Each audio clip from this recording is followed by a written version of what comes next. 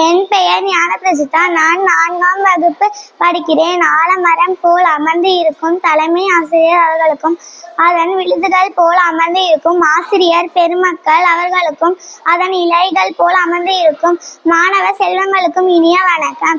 நாம் இங்கு காண்பது தமிழ்நாட்டின் முன்னாள் முதல்வர் காமராசர் பற்றி. கர்ம வீரர், படிக்காத மேதை, கல்விக்கண் சிறந்தவர் காமராசர் ஆவார். காமராசர் 1903ஆம் ஆண்டு ஜூலை மாதம் 15ஆம் தேதி விருதுநகரில் பிறந்தார். காமராசரின் பெற்றோர் குமாரசாமி, சிவகாமி அம்மாள். காமராசரின் இயற்பெயர் காமாட்சி. காமராசரின் தாய் அவரை செல்லமாக ராசா என்று அழைப்பார். காமராசர் தனது 5 வயதில் திண்ணை பள்ளியில் படித்தார். ஏனாதி நயனார் வித்யாலயா பள்ளியில் படித்தார். காமராசர் தந்தை இறந்ததால் 12 வயதில் படிப்பை நிறுத்திவிட்டு வேலைக்கு சென்றார். காமராசர் 9 ஆண்டுகள் தமிழ்நாட்டின் முதலமைச்சராக இருந்தார். தமிழ்நாட்டில் பல அணைகளை கட்டினார்.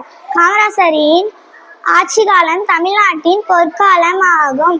சின்ன ஸ்டோரி இருக்கு. ஒரு பையன் ஆடு மாடெல்லாம் கூட்டிட்டு போயிட்டு இருந்தானா. அப்போ காமராசர் ஒரு கார்ல போனாராம். காமராசர் இறங்கி கேட்டாராம், யார் தம்பி ஆடு மாடெல்லாம் கூட்டிட்டு போயிட்டு இருக்கான்னு.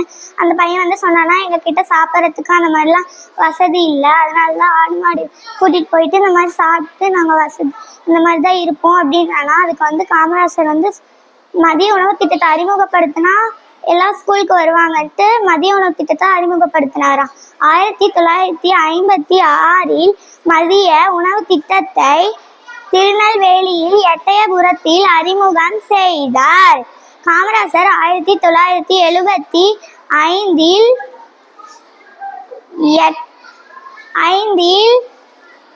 அக்டோபர் 2 காந்தி ஜெயந்தி அன்று மறைந்தார். காமராசர் இறக்கும் போது